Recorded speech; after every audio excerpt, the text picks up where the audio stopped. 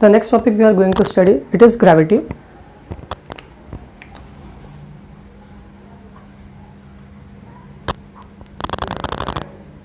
The symbol of gravity is small g. ठीक है. What is gravity?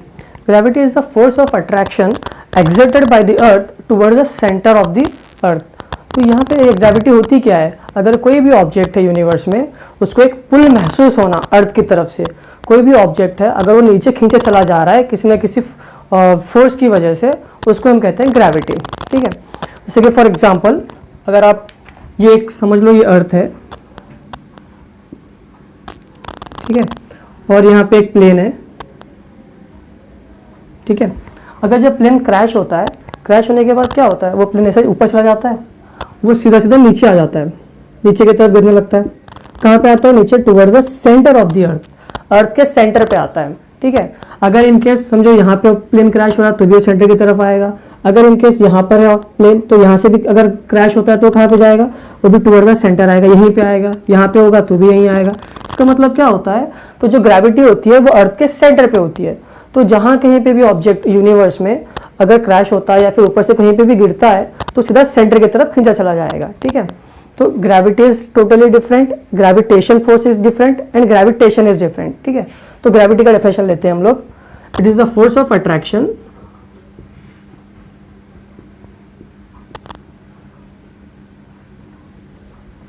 it is the force of attraction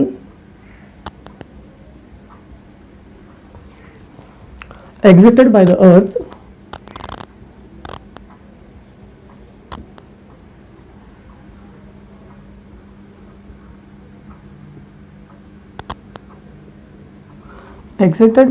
toward the center of the body.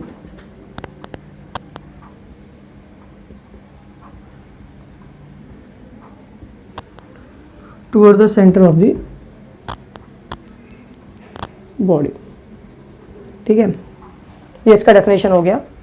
तो gravitation अलग चीज होती है. Gravitation क्या होता है? तो ग्रेविटेशन फोर्स जो होता है वो हमेशा कांस्टेंट होता है, वो कहीं पे भी चेंज नहीं होता. चाहे उसकी ह्यूमिडिटी हो, टेम्परेचर हो, हाइट हो, उसके ऊपर कोई चीज़ की वेरिएशंस नहीं होता, वो हमेशा फिक्स होता है. लेकिन ग्रेविटी चेंज होती है. आप हाइट पे जाओगे तो उसकी वैल्यू डिफरेंट होगी, अर्थ के नीचे आओगे तो उसकी वैल्यू डिफरेंट होगी. तो ये चेंज होती रहती है, हर जगह पे फिक्स नहीं होती है. ठीक है. तो नेक्स्ट टॉपिक हम स्टडी करेंगे relation between gravitational constant and acceleration due to gravity.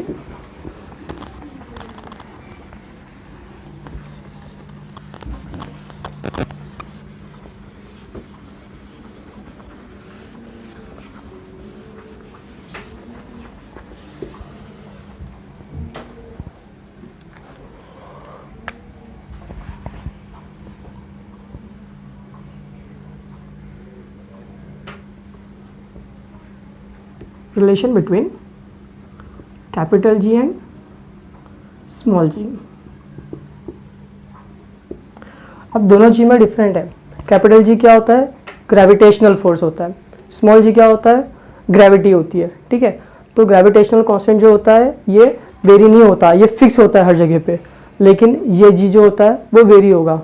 और हमने लास्ट लेक्चर में भी स्टडी किया था, जी की वैल्यू क्या होती है? 6.673 into 10⁻⁻11 Newton square metre per square KG.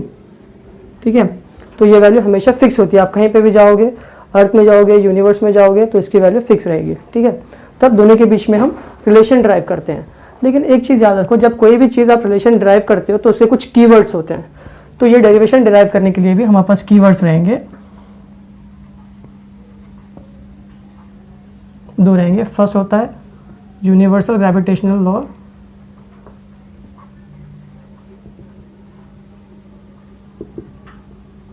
और दूसरा रहेगा weight is equals to force. ठीक है. ये weight is equals to force कैसा होता है?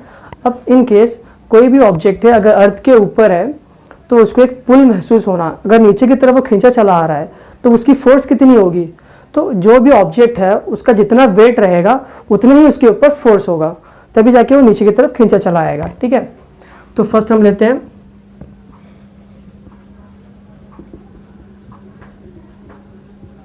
ग्रेविटेशनल लॉ या फिर gravitational force, F is equals to capital G capital M small m divided by d square. ठीक है, अब यहाँ पर कैपिटल M क्या होता है, अगर इनकेस मैंने दो ऑब्जेक्ट ले लिया, ये फर्स्ट ये अर्थ है, ठीक है, इसका मास कैपिटल M और यहाँ पे एक छोटा सा ऑब्जेक्ट है अर्थ के सरफेस पे और इसका मास रहेगा स्मॉल m।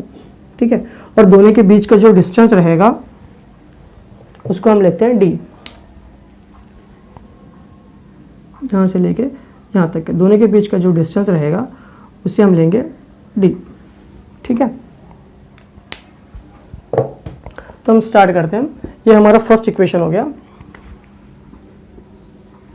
सेकंड इक्वेशन, अगर इनकेस ये मेरा अर्थ है, ये दूसरा ऑब्जेक्ट है, अगर ये ऊपर से अर्थ की तरफ खींचा चला जा रहा है तो जब वो नीचे आएगा तो उसका कुछ ना कुछ फोर्स होगा, तो फोर्स के थ्रू वो नीचे आएगा, तो वो फोर्स कितना होगा, ये ऑब्जेक्ट का जितना वेट रहेगा उतना ही उसका फोर्स रहेगा। तो similarly weight of an object is equal to force, है ना, जितना उसका ऑब्जेक्ट रहेगा, वेट रहेगा ऑब्जेक्ट का, उतनी ही वेट उतना ही उसको फोर्स लगेगा नीचे खींचने के लिए, तो वो आ गया फोर्स। ठीक है, तो ये फोर्स को हम लेते हैं, force is equals to m into g. Actually तो ये फॉर्मूला होता है F is equals to m into a, लेकिन जब एक्सिलरेशन g में कन्वर्ट कब होती है, जब कोई भी ऑब्जेक्ट ऊपर अर्थ के ऊपर से बात कर रहे हैं, अगर ऊपर से कोई चीज़ नीचे आ रही है तो एक्सिलरेशन हम g में कन्वर्ट कर लेते हैं। ठीक है, ये हमने 9th स्टैंडर्ड में स्टडी किया था। नेक्स्ट ये हो गया F इज इक्वल्स टू जी, ये हो गया हमारा सेकेंड इक्वेशन। ठीक है, अब यहाँ पे अच्छे से याद रखना, m जो रहेगा मास ऑफ अर्थ है बिगर बॉडी का, स्मॉल m जो रहेगा मास ऑफ स्मॉल ऑब्जेक्ट। ठीक है, अब देखिए दोनों साइड में, लेफ्ट हैंड साइड दोनों सेम है, ये भी सेम है, ये भी सेम है, तो हम दोनों को इक्वेट कर सकते हैं। तो इक्वेट करेंगे तो क्या होगा, mg is equals to capital G capital M small m divided by d square. ठीक है, तो यहाँ पे क्या होगा, कैप स्मॉल m कैंसल, तो g क्या होगा, g is equals to capital G capital M divided by d square. This is the required solution. ठीक है, ठीक है, तो वैल्यू आ गई g is equals to capital G capital M divided by d square. ठीक है, तो अब इसको आप जब सॉल्व करोगे तो एक्चुअली g की जो वैल्यू होती है, ये इसकी वैल्यू रहेगी g is equals to 9.77 metre per square second. ठीक है, ये उसकी एक्चुअल वैल्यू होती है। तो ये वैल्यू आती कहाँ से है, देख अब इसको सॉल्व करोगे तो इसकी वैल्यू यहाँ पर आएगी। जैसे कि फॉर एग्जांपल अब यहाँ पे g दिया है, g तो कांस्टेंट है, हमने स्टडी किया था 6.673 इंटू 10⁻⁻11 न्यूटन मीटर स्क्वायर पर स्क्वायर kg। नेक्स्ट आता है m mass of the earth, earth की बात कर रहे हैं ना हम लोग, तो अर्थ का मास ये भी कैलकुलेटेड है, एक्सपेरिमेंटली प्रूफ है। तो अर्थ का जो मास होता है वो होता है 6.6 इंटू 10⁻24। ठीक है, नेक्स्ट d डिस्टेंस दोनों के ऑब्जेक्ट का, तो ये भी तो रेडियस में आएगा, अर्थ यहाँ पर है तो अर्थ का रेडियस लेना पड़ेगा, तो अर्थ का रेडियस भी एक्सपेरिमेंटली प्रूफ है, वो भी रहेगा r d is equals to 6.4 into 10⁻6 metre. Mass है तो kg में आएगा। ठीक है, जब इसकी वैल्यू सब्स्टिट्यूट करके आप सॉल्व करोगे तो g की वैल्यू आती है, g is equals to capital G है, कैपिटल G की value 6.673 into 10⁻11 value of G। Next m की value 6 into 10⁻24। Next divided d, value of d is 6.4 into 10⁻6। जब आप ये इक्वेशन को सॉल्व करोगे तो इसकी वैल्यू आएगी 9.77 मीटर पर स्क्वायर सेकेंड। ठीक है, तो इसकी जो वैल्यू होती है वो हमेशा चेंज होगी, हर जगह पे फिक्स नहीं होती है। और मीटर पर स्क्वायर सेकेंड का मतलब होता है कि स्क्वायर सेकेंड में इतने का मीटर का डिस्टेंस आप ट्रैवल कर रहे हो। जैसे कि फॉर एग्जांपल अगर कोई भी व्हीकल है, अगर वो व्हीकल ट्रैवल करेगी नियरली 100 किलोमीटर पर आवर, इसका मतलब हुआ अगर मैं कोई कार चला रहा हूँ तो वो कितना ट्रैवल करेगी, 1 घंटे में 100 किलोमीटर का डिस्टेंस ट्रैवल कर रही है। ठीक है, समझ में आ गया। मीटर पर स्क्वायर सेकंड का मतलब, अगर इन केस कोई भी व्हीकल 100 किलोमीटर का डिस्टेंस ट्रैवल करेगी तो उसको ट्रैवल करने के लिए कितना टाइम लग रहा है, 1 घंटा लग रहा है। तो सिमिलरली अगर मैं 6 घंटे ट्रैवल करूंगा यही स्पीड से, 6 आवर्स तक मैं ट्रैवलिंग करूंगा, तो मेरा कितना डिस्टेंस कवर हो जाएगा, 1 आवर में 100 किलोमीटर हो रहे हैं, तो 6 आवर्स में मल्टीप्लाई बाय 6 कर दो, तो ये हो जाएगा 600 किलोमीटर। ठीक है, तो वैसे ही स्क्वायर सेकंड के टाइम में मैं इतना डिस्टेंस कवर कर रहा हूँ। ठीक है, तो नेक्स्ट टॉपिक हम स्टडी करेंगे variation in value of ji.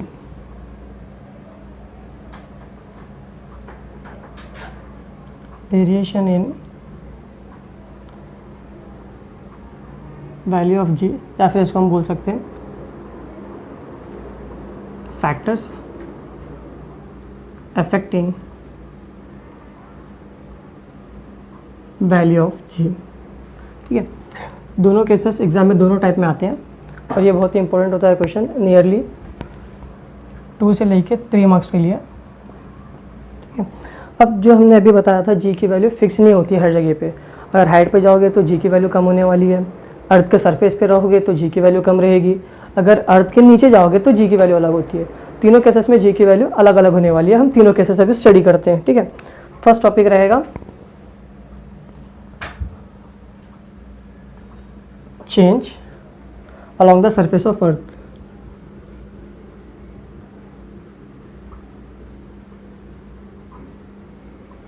Change along the surface of earth, अर्थ के सरफेस पे जी की वैल्यू कितनी होती है।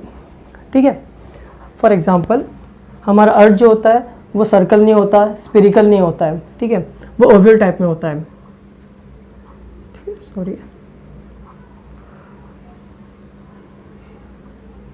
ठीक है, अगर मैंने अर्थ को कॉम्प्रेस कर दिया, अभी मैंने इससे पहले भी बताया था फिजिक्स जो होता है वो इमेजिनरी होता है, वो एकदम होता नहीं है, लेकिन हमको इमेजिन करके स्टडी करना पड़ता है। ठीक है, अगर अर्थ को मैंने ऐसा कंप्रेस कर दिया तो यहाँ से फैल जाएगा। ठीक है, फैलने के बाद यहाँ पे पोल्स होते हैं,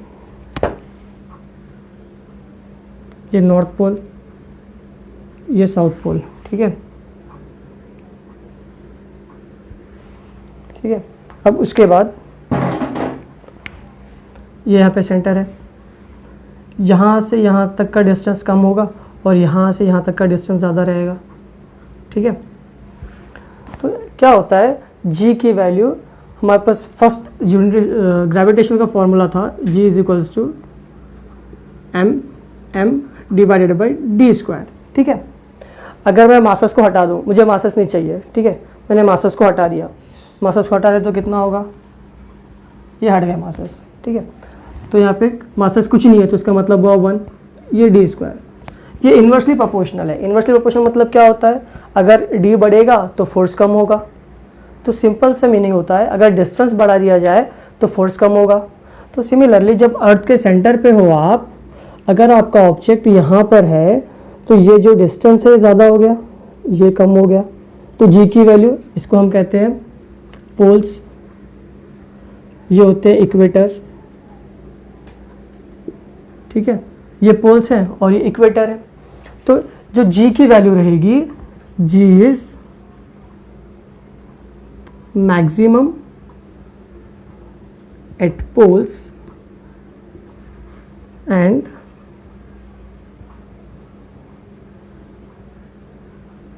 मिनिमम एट इक्वेटर। ठीक है, ठीक है, फर्स्ट केस का एक लाइन का डेफिनेशन हो गया। Second, change with height.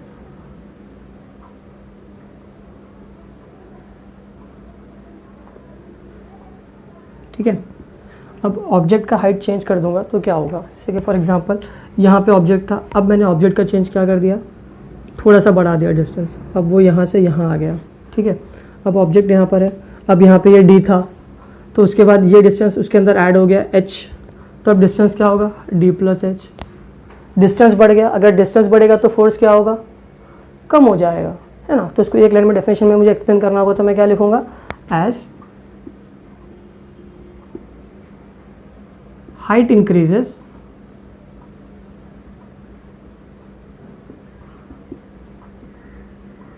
Value of ji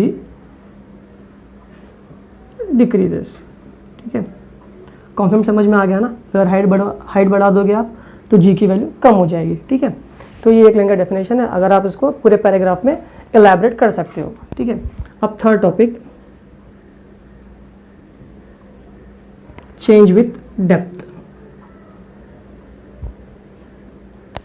change with depth, अब आपने हाइट बढ़ा दी, हाइट के जैसे जैसे हाइट बढ़ेगा वैसा वैसा जी डिक्रीज होते जाएगा। ठीक है, अब नेक्स्ट टॉपिक, अब डेप्थ की बात करते हैं हम लोग। ठीक है, अब समझो ये हटा दो। ठीक है, अब मेरा ऑब्जेक्ट यहाँ पर था तो ये डिस्टेंस इतना था। ठीक है, तो इसको मैंने डी ले लिया। ठीक है, अगर मैंने बोला कि मेरा ऑब्जेक्ट यहाँ पर है, एग्जैक्टली मुझे यहाँ पे ऑब्जेक्ट है और यहाँ से यहाँ तक के जी वैल्यू करना है, तो इसको मैं एक छोटा सा सर्कल बना लूँगा फिर से। ठीक है, और यहाँ से यहाँ तक का हाइट कौन सा रहेगा, ये एच हो गया, यहाँ से लेके यहाँ तक का हाइट, और ये जो हाइट था ये हो गया डी। ठीक है, तो ये फॉर्मूले के हिसाब से अब फोर्स क्या होगा, force is directly proportional to 1 upon, मुझे सिर्फ इतना चाहिए ना, तो क्या करना पड़ेगा, टोटल डिस्टेंस माइनस इतना कर दूंगा, मैं ये हटा दूंगा तो मिल जाएगा ये, तो इतने में से मैं ये माइनस करता हूँ। ठीक है, तो ये होगा d minus h whole square. ठीक है, तो जैसे आप सेंटर में आओगे, अगर आपका ऑब्जेक्ट यहाँ से आप यहाँ पे लाते हो, अगर आपका ऑब्जेक्ट यहाँ पे रहेगा तो जी की वैल्यू 0 होती है। ठीक है, अब तो माइंड में क्वेश्चन आएगा जी की वैल्यू 0 कैसे होगी, तो उसके लिए हम एक्सपेरिमेंटली प्रूफ करके बताते हैं। ठीक है, एक्सपेरिमेंटली प्रूफ कैसे होगा, F is directly proportional to 1 upon d square. ठीक है, अगर मैंने ऑब्जेक्ट को थोड़ा सा चेंज कर दिया, ये अर्थ है। ठीक है, यहाँ से लेके यहाँ तक का डिस्टेंस ये डी था। ठीक है, अब मेरा नेक्स्ट ऑब्जेक्ट जो रहेगा, अगर मैं ऑब्जेक्ट यहाँ पे लेता हूँ तो यहाँ पे एक सर्कल ड्रॉ किया मैंने। ठीक है, तो यहाँ से ऊपर का जो डिस्टेंस रहेगा, ये डिस्टेंस को मैं h ले लूँ। ठीक है, तो मेरी वैल्यू जो ये वैल्यू निकालनी है तो ये कितना होगा, टोटल डिस्टेंस माइनस ये करूँगा तो ये हो जाएगा। ठीक है, तो ये हो गया f is directly proportional to 1 by d minus h whole square. ठीक है, तो सिमिलरली ये ऑब्जेक्ट को मैं ऐसा ऐसा मूव करते जाऊँगा। अगर यहाँ पे वो ऑब्जेक्ट को मैं यहाँ पे लेके आऊँगा तो कितना होगा, ये डी है और ये एच भी यहाँ से लेके पूरा यहाँ तक एच हो जाएगा, है ना। देखो ये ऑब्जेक्ट यहाँ से लेके यहाँ तक आ गया पूरा, तो ये एच हो गया। तो यहाँ पे क्या होगा, इस केस में d is equals to h हो गया, जितना डिस्टेंस रहेगा उतना ही हाइट भी आ गया, दोनों इक्वल हो जाएंगे। तो क्या होगा फिर, F is equals to 1 upon d, h d के बराबर है तो d minus d whole square. D minus d होगा तो क्या होगा, F is directly proportional to 1 upon 0। 1 upon 0 मतलब एफ इज इक्वल टू 0। ठीक है, हमने प्रूव कर दिया। तो जब डेप्थ पे जाओगे तो जी की वैल्यू भी ये 0 हो जाएगी। ठीक है, तो इसका अगर एक लाइन में मुझे डेफिनेशन देना होगा तो हम कैसे लिखेंगे, थर्ड इसका, जी डिक्रीजेस विथ डेप्थ। जैसा जैसा आप डेप्थ नीचे जाते जाओगे वैसे वैसे जी की वैल्यू डिक्रीज होते जाएगी। एक सर्टेन पॉइंट पे अगर आप सेंटर में आ जाओगे तो जी की वैल्यू 0 हो जाएगी। ठीक है, ये थर्ड का एक लाइन का स्टेटमेंट है जो आप पूरे एक पैराग्राफ में ये कर सकते हो पूरा। ठीक है, the next topic is difference between mass and weight. ठीक है, तो ये भी बहुत इंपॉर्टेंट है, 2 मार्क्स में आता है डिफरेंस बिटवीन में। ठीक है, दोनों के बारे में हम स्टडी करते हैं। मास क्या होता है, amount of matter present in an object या फिर इन एन आइटम। अगर कोई भी चीज़ है उसके अंदर के प्रेजेंट होने वाली चीज़ें, जैसे कि फॉर एग्जांपल एक ह्यूमन बॉडी है, ह्यूमन बॉडी के अंदर किडनी होते हैं, ब्रेन होते हैं, हार्ट होते हैं, ये सारे जो चीज़ें अंदर होती हैं उसे हम कहते हैं मास। ठीक है, वेट क्या होता है, gravitation force acting on an object. अगर कोई भी ऑब्जेक्ट है, अगर उसके ऊपर ग्रेविटेशनल फोर्स एक्ट हो रहा है, एक्ट होने की वजह से वो नीचे आ रहा है।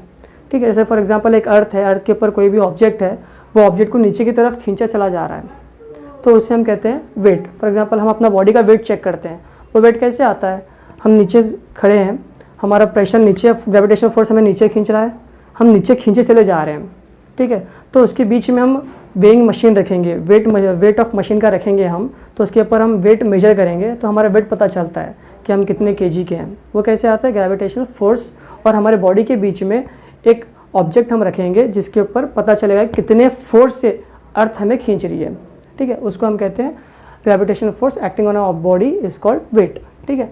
Next, mass does not change from place to place. आप कहीं पे भी जाओगे मास सेम रहेगा, चाहे आप अर्थ पे रहो, यूनिवर्स में जाओगे, दूसरे प्लैनेट्स में जाओगे, तो आपके वहाँ पर आपका मास सेम रहेगा, लेकिन वेट डिफरेंट होगा। अर्थ पे है, अर्थ पे ग्रेविटेशनल फोर्स ज़्यादा है, तो वहाँ पे वेट कम होगा, वेट अलग होगा। अगर आप दूसरे प्लैनेट में जाओगे तो वहाँ पे ग्रेविटेशनल फोर्स नहीं होता, ग्रेविटेशनल फोर्स नहीं रहेगा तो वहाँ का वेट अलग आएगा। ऐसा नहीं होता है कि हम ये कैसे चेंज होगा। फॉर एग्जांपल, आप यहाँ पर हो, वेट है आपका अर्थ पे, और अर्थ पे ग्रेविटेशनल फोर्स ज़्यादा है, इसीलिए उसका वेट अलग आ रहा है। लेकिन जब अर्थ के बाहर निकलोगे, आप दूसरे प्लैनेट्स पे जाओगे, मून में जाओगे, तो वहाँ पे ग्रेविटेशनल फोर्स नहीं होता। अगर ग्रेविटेशनल फोर्स नहीं रहेगा तो वहाँ पे वेट कम होगा, खींचने की क्षमता कम हो जाएगी, क्षमता कम होगी तो उसका वेट डिफरेंट रहेगा। लेकिन मास क्यों चेंज नहीं होता, आप यहाँ पर आपकी बॉडी मेजर कर रहे हो, तो आपकी बॉडी के अंदर किडनी है, हार्ट है, ब्रेन है, सब कुछ है। लेकिन आप दूसरे प्लैनेट्स में जाओगे, मून में जाओगे, तो वहाँ पे क्या होगा, आप अपनी किडनी यहाँ पे रख के वहाँ पे जाके मेजर करोगे, दोनों साथ में लेके जाते हैं ना, तो वहाँ पे भी किडनी रहेगी, यहाँ पे भी किडनी रहेगी, इसीलिए ये चेंज नहीं होगा, ये चेंज होगा, ठीक है। Next, mass is never be zero. Mass कभी जीरो नहीं होता। आप यहाँ रहोगे तो भी आपका मास कुछ ना कुछ रहेगा, कुछ वैल्यू रहेगी, मून पे जाओगे वहाँ पे भी कुछ वैल्यू रहेगी। लेकिन वेट जो होता है वो जीरो होता है। जैसे इससे पहले वाले हमने स्टडी किया था ग्रेविटी में, जैसा जैसा डेप्थ डिक्रीज होती जाएगी वैसा वैसा जी की वैल्यू कम होती है। एट द सेंटर, जब कोई डिस्टेंस ही नहीं रहेगा दोनों ऑब्जेक्ट के बीच में, दोनों सेंटर में आ जाएगा, तो उसकी वैल्यू जीरो होगी, ठीक है। नेक्स्ट, एसआई यूनिट वेट का केजी में होता है, और इसका वेट जो रहेगा, वेट का जो एसआई यूनिट होता है वो न्यूटन होता है, क्योंकि यहाँ पे ग्रेविटेशनल फोर्स एक्ट हो रही है, तो फोर्स हम किस में मेजर करते हैं, न्यूटन में मेजर करते हैं, ठीक है। Last, scalar quantity. मास जो है वो स्केलर क्वांटिटी है, लेकिन स्केलर और वेक्टर में पता होना चाहिए पहले स्केलर होता क्या और वेक्टर क्या होता है। स्केलर में क्या होता है, सिर्फ और सिर्फ मैग्नीट्यूड होता है। इसको अगर सिंपल भाषा में हम एक्सप्लेन करेंगे तो क्या होता है, अगर कोई भी आप यूनिट ले रहे हो, अगर उसके अंदर सिंगल मेजरमेंट आ रहा है, जैसे कि for example a vehicle is moving with 100 kilometre, एक ही यूनिट आ रहा है ना, तो इसको हम कहते हैं मैग्नीट्यूड, ठीक है। अगर मैं बोलूँ a ball is running with 50 kilometre per our, दो यूनिट आ गए, एक है ये है, दो आ गए, तो इसको हम बोलेंगे वेक्टर क्वांटिटी, सिंपल में, ठीक है। अगर इसको और थोड़ा सा इलेबोरेट करना है, for example a plane is moving with the speed of 100 kilometre per hour in a north way direction. Direction आ गया, नॉर्थ वे डायरेक्शन में आ रहा है, नॉर्थ में जा रहा है, डायरेक्शन आ गया, तो उसको हम कहते हैं वेक्टर क्वांटिटी। क्लियर है।